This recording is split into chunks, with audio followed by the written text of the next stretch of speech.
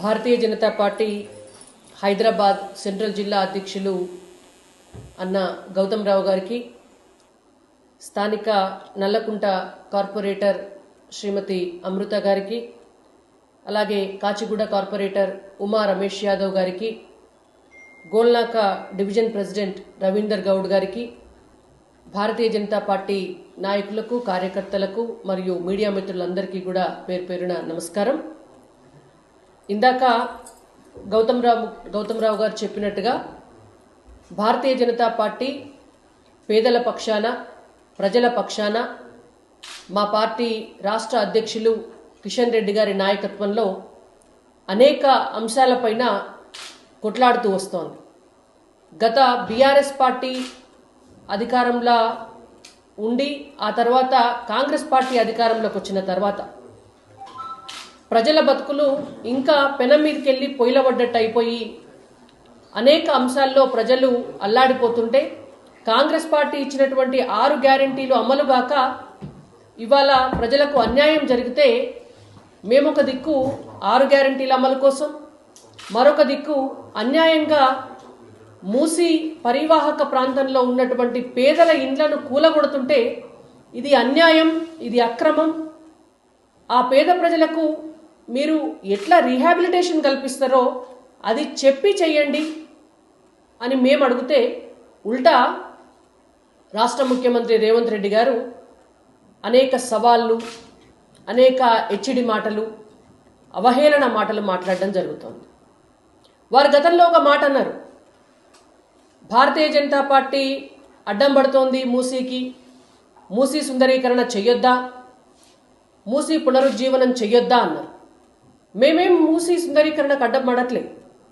Bharatiya Janata party Musi సుందరీకరణకు అడ్డం పడట్లేదు, మూసీ పునరుజ్జీవనానికి అడ్డం పడట్లేదు. మేము చెయ్యమనే చెప్తున్నాం. ఎందుకంటే నరేంద్ర మోడీ గారి నాయకత్వంలో భారతదేశ ప్రధాని భారతదేశాన్ని అన్ని రంగాల్లో కూడా అద్భుతంగా అభివృద్ధి పదంలోకి తీసుకెళ్తున్నటువంటి ప్రధానమంత్రి నరేంద్ర మోడీ గారు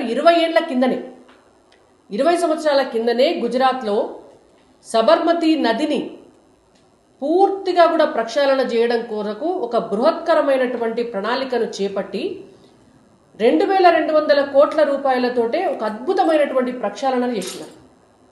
ఇవాళ ఆ సబర్మతి నదిని చూడడానికి దేశ విదేశాల నుంచి అనేక మంది వచ్చిపోతున్నారు. ఖర్చు పెట్టిన పైసలు ఎన్నయ్యా అంటే 2200 కోట్లు.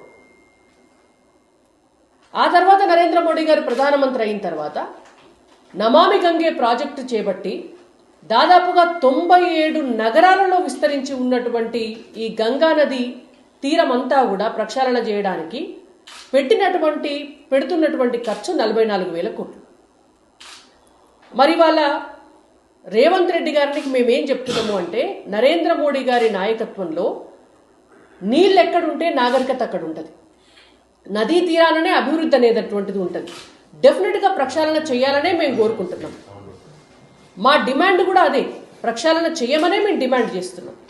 కానీ మీరు ప్రణాళిక లేకుండా, అంచనాలు లేకుండా, కేవలము డబ్బు దోపిడీ కోసం మీ ఇష్టం వచ్చిన బడ్జెట్ చెప్పి చిత్తశుద్ధి లేకుండా చేస్తున్నారు. కాబట్టికనే ఇవాళ భారతీయ జనతా పార్టీ మిమ్మల్ని ప్రశ్నిస్తోంది. ఇవాళ మీరు 1,50,000 కోట్లని చెప్తున్నారు. 97 నగరాల్లో విస్తరించి ఉన్నటువంటి నమామి గంగే ప్రాజెక్టు చేయడానికే 44,000 కోట్ల రూపాయలైతే, ఒక్క హైదరాబాద్ నగరంలో ఉన్నటువంటి మూసీని శుద్ధి చేయడం కోసము 1,50,000 కోట్ల రూపాయలు ఎట్లయితాయో రేవంత్ రెడ్డి గారు చెప్పాలి. ఒక రాష్ట్రంలో ఉన్నటువంటి సబర్మతి ప్రాజెక్టు చేయడానికి 2,200 కోట్లయితే, తెలంగాణ రాష్ట్రంలో ఉన్నటువంటి మూసీ బ్యూటిఫికేషన్ కోసం ఎందుకు 1,50,000 కోట్లు అయితాయో రేవంత్ రెడ్డి గారు చెప్పాలి. మరి ఈ నెంబర్ అనేటువంటిది దేనికోసం పెట్టినారు మీరు? అదొకటి అంశం అయితే, ఎక్కడన్నా కూడా నమామి గంగే ప్రాజెక్టు చేసేటప్పుడు కానీ, సబర్మతి ప్రాజెక్టు చేసేటప్పుడు కానీ పేద ప్రజలకు అన్యాయం చేయలే. ఎక్కడన్నా ఇల్లు కూలగొట్టాల్సి వస్తే, ఎక్కడన్నా భూమి తీసుకోవాల్సి వస్తే ప్రజల్ని కూర్చోబెట్టి ప్రజలతోటి మాట్లాడి వాళ్ళకు అర్థమయ్యేటట్టుగా విషయ అవగాహన కల్పించి, వాళ్ళు ఇల్లు కోల్పోతే ఇల్లు, దాని ధరగట్టించి భూమి, వాళ్ళకి ఉపాధి అవకాశాలు లేకపోతే వాళ్ళకు ఉపాధి అవకాశాలు, వాళ్ళ పిల్లలు చదువుకోవడానికి పాఠశాల ఉండేటువంటి ఏర్పాటు, వాళ్లకు ఆసుపత్రి అవసరమైతే వైద్య సదుపాయాల కోసం ఒక ఆసుపత్రి నిర్మాణం, ఇవి మినిమం ఒక వ్యక్తిని, ఒక కుటుంబాన్ని మనం వాళ్ళ జీవితాలను, వాళ్ళ భవిష్యత్తును రాష్ట్ర అభివృద్ధి కోసమో లేకపోతే నగర అభివృద్ధి కోసమో వాడుకునేటప్పుడు డెఫినెట్గా కాంపన్సేట్ చేయాల్సినటువంటి బాధ్యత ప్రభుత్వాలకు ఉంటుంది. ఆ కాంపన్సేషన్ అనేటువంటిది భారతీయ జనతా పార్టీ గుజరాత్లో ఇచ్చింది, నమామి గంగే ప్రాజెక్టుల భాగంగా కూడా చేసింది. మరి మీకెందుకు సోయలేదు అని మేము అడుగుతున్నాం. ఎగ్దమ్ మీరు ఒక నిర్ణయం తీసుకుంటారు, రేవంత్ రెడ్డి గారు లండన్ పోతారు, థేమ్స్ నది అద్భుతంగా ఉన్నది అని చెప్పి థేమ్స్ నది లెక్క చేస్తా అని చెప్పి ఇక్కడికి వచ్చి 1,50,000 కోట్ల ప్రాజెక్ట్ అంటారు. తర్వాత వాళ్ళ మంత్రివర్గాన్ని సౌత్ ఆఫ్రికాకు పంపిస్తారు, ఆడికి పంపించి సియోల్ నగరంలో అద్భుతంగా జరుగుతోంది, మేము అట్లా చేస్తామని చెప్తారు. మేము ఒక్కటే అడుగుతున్నాం, మీరు ఏ నగరానికి పోయి ఏదన్నా చూసిరండి, మాకేం అభ్యంతరం లేదు. కానీ పేద ప్రజల దగ్గరికి మీరు వెళ్ళేటప్పుడు అసలు ఈ నగరంలో మీరు ఏం చేయదలుచుకున్నారు, మరి వాళ్లకు రీహాబిలిటేషన్ ఎట్లా చేపిస్తారో అనేది చూడాలి కదా. రాత్రికి రాత్రి ఇంటూ మార్కు పెట్టి తెల్లారి బుల్డోజర్లు పట్టుకపోయి బుల్డోజర్లతో మేము కూలగొడతాం, మా ఇష్టం వచ్చినట్టు చేస్తామంటే చూస్తూ ఊరుకోవడానికి భారతీయ జనతా పార్టీ వట్టిగా మీ లెక్క తూతూ మంత్రంగా పరిపాలన చేయట్లే దేశంలో. ఇవాళ ప్రజల కోసం మేమున్నాం. మేము రేవంత్ రెడ్డి గారిని ఒకటే అడుగుతున్నాం, విదేశాలకు పోయి చూసి వస్తున్నారు, మీరెందుకు, మీరు కానీ మీ మంత్రివర్గం కానీ సబర్మతి ప్రాజెక్ట్ ఎట్లా జరిగిందో గుజరాత్కు పోయి ఎందుకు చూసి రాలే, నమామి గంగా ప్రాజెక్ట్ ఎట్లా చేస్తున్నారో మీరు పోయి ఎందుకు చూసి వస్తలేరు అంటున్నారు కదా. నరేంద్ర మోడీ గారు చేస్తేనేమో అప్రిషియేట్ చేస్తున్నారు అందరూ. నేను river cities alliance RCA, river cities alliance అనేటువంటి దాన్ని ఒక కూటమిని పెట్టింది. అది పెట్టి భారతదేశంలో ఉన్నటువంటి అన్ని నదీ తీరాల్లో ఉన్నటువంటి నగరాలు ఏవైతే ఉన్నాయో వాటన్నిటినీ కూడా ఆ కూటమిలో పెట్టింది. అందులో హైదరాబాద్ కూడా ఉన్నది, మూసీ నది తీరంలో ఉంది కాబట్టి. మరి మీరు సలహాలు కావచ్చు, సూచనలు కావచ్చు, ఇబ్బందులు కావచ్చు, అన్నీ కూడా ఆ కూటమిలో చర్చించి ఇతర నగరాలలో ఎట్లా జరుగుతోంది ఏంది అని చర్చించి ఒక డిస్కషన్ చేసి ఒక డెసిషన్ తీసుకోవచ్చు. మీరు అసలు ఆ కూటమిలో మూసీ ప్రక్షాళన అనేటువంటి ఒక ఎజెండాను ఎప్పుడన్నా పెట్టినరా అని మేము రేవంత్ రెడ్డిని అడుగుతున్నాం. చెప్పాలి వారు. ఒక్క భారతదేశానికి సంబంధించే కాదు, నరేంద్ర మోడీ గారు ఒక అడుగు ముందుకేసి అంతర్జాతీయంగా కూడా మీకు గ్లోబల్ రివర్ సిటీస్ అలయన్స్ అని చెప్పి GRCA అంతర్జాతీయ స్థాయిలో నరేంద్ర మోడీ గారి చొరవతో ఇంకొక కూటమిని కూడా పెట్టడం జరిగింది. ప్రపంచంలో ఉన్నటువంటి అన్ని నదీ తీరాల్లో ఉన్నటువంటి సిటీస్కి సంబంధించి డిస్కషన్ అక్కడ చేయొచ్చు. మీరు ఒక ప్రపోజల్ అనేటువంటిది అక్కడ పెట్టినరా అని మేము అడుగుతున్నాం. ఏమీ లేదు. ఒకవేళ మీకు కాంటాక్ట్ దొరకకపోతే ఇవాళ మా రాష్ట్ర అధ్యక్షులు కేంద్ర మంత్రివర్యులు కిషన్ రెడ్డి గారు ఉన్నారు, వారు చొరవ తీసుకుంటారు.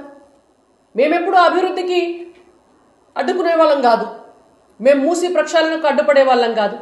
మేమేం అడుగుతున్నాం,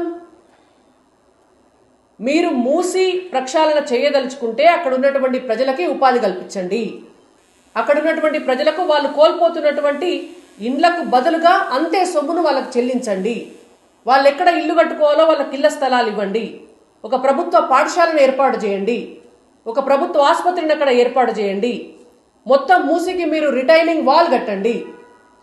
ఇదంతా చేయకుండా మీరు DPR ప్రజెంటేషన్ చేయకుండా, అసలు ఈ డబ్బు ఎంత ఖర్చు అవుతుందో చెప్పకుండా, ఈ డబ్బు ఎక్కడికి వెళ్ళిస్తారో చెప్పకుండా, తర్వాత మీరేం చేయదలుచుకున్నారో చూపించకుండా ఇష్టారాజ్యంగా ఇల్లు కూలగొడతామంటే మేము ఒప్పుకోము.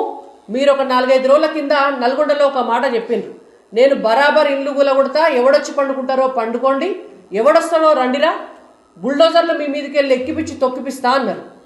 మేము రేపు 16వ తారీఖు నాడు సాయంత్రం 4 గంటల నుంచి 17వ తారీఖు నాడు ఉదయం 9 గంటల వరకు బరాబర్ మూసీ పరివాహక ప్రాంతంలో 22 చోట్ల మా భారతీయ జనతా పార్టీ నాయకులు కార్యకర్తలు అందరం కూడా పోయి బాధితుల ఇండ్లలోనే ఉంటున్నాము, ఇండ్ల కాడనే ఉంటున్నాము. దమ్ముంటే రేవంత్ రెడ్డి గారు బుల్డోజర్లు పట్టుకొని రండి. మీరు మా మీదకి వెళ్ళి తొక్కిపిచ్చి ఇండ్లు కూలగొడతా అన్నారు కదా, మీరు ఎన్ని బుల్డోజర్లు పట్టుకొస్తారో పట్టుకరండి, ఎట్లా తొక్కిపిస్తారో తొక్కిపియండి.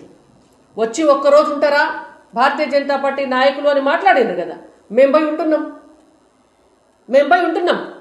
రండి మీరు వచ్చి మొదలు వాళ్ళ కష్ట సుఖాలు తెలుసుకోండి. రేపు 16వ తారీఖు నాడు అంబర్పేట నియోజకవర్గంలో గోల్నాక డివిజన్ పరిధిలో ఉన్నటువంటి ఈ బస్తీలన్నీ కూడా గౌతమ్ రావు గారి అధ్యక్షతన 4 బస్తీలను ఫైండ్ అవుట్ చేయడం జరిగింది. ఆ 4 బస్తీల్లో కూడా 1 తులసిరామ్ నగర్, 2 కమలానగర్, 3 శాస్త్రి నగర్, 4 అంబేద్కర్ నగర్. ఈ 4 బస్తీలలో కూడా మా పార్టీ నాయకులు రేపు బస చేయబోతున్నారు. మా కేంద్ర మంత్రివర్యులు పార్టీ రాష్ట్ర అధ్యక్షులు కిషన్ రెడ్డి గారు తులసిరామ్ నగర్లో వారితో పాటు జిల్లా అధ్యక్షులు గౌతమ్ రావు గారు ఇంకా కొంతమంది నాయకులు తులసిరామ్ నగర్లో బస చేస్తారు. కమలానగర్లో చింతల రామచంద్రారెడ్డి గారు, అజయ్ గారు, శాస్త్రి నగర్లో ఎన్విబిఎస్ ప్రభాకర్ గారు, ఆనంద్ గౌడ్ గారు, అంబేద్కర్ నగర్లో కృష్ణ యాదవ్ గారు, కళ్ళే రమేష్ యాదవ్ గారు. అంతే కదన్నా, వీళ్ళందరూ కూడా రేపు బస చేయబోతున్నాము. కిషన్ రెడ్డి గారితో సహా నాయకులు కార్యకర్తలందరూ కూడా అంబర్పేట నియోజకవర్గంలో రేపు మూసి పరివాహక ప్రాంతంలో ఉండి ఏ ప్రభుత్వం ఎవరి ఇండ్లైతే కూలగొడతామని చెప్తుందో మార్కింగ్ చేస్తుందో వాళ్ళ ఇండ్లలోనే మేము పోయి బస చేయబోతున్నాం. దమ్ముంటే రేవంత్ రెడ్డి గారు బుల్డోజర్ పట్టుకొని వస్తారో, లేకపోతే అంతకంటే పెద్దదేమన్నా వాహనం పట్టుకొని వస్తారో, లేకపోతే వారే వచ్చి మాతో సహా అక్కడ ఆ ఇండ్లల్లో బస చేస్తారో వారు డిసైడ్ చేయాలి. పేద ప్రజల పక్షాన భారతీయ జనతా పార్టీ ఉంటుంది. పేదలకు న్యాయం జరిగేదాకా కూడా కొట్లాడతామని చెప్పి తెలియజేస్తున్నాం.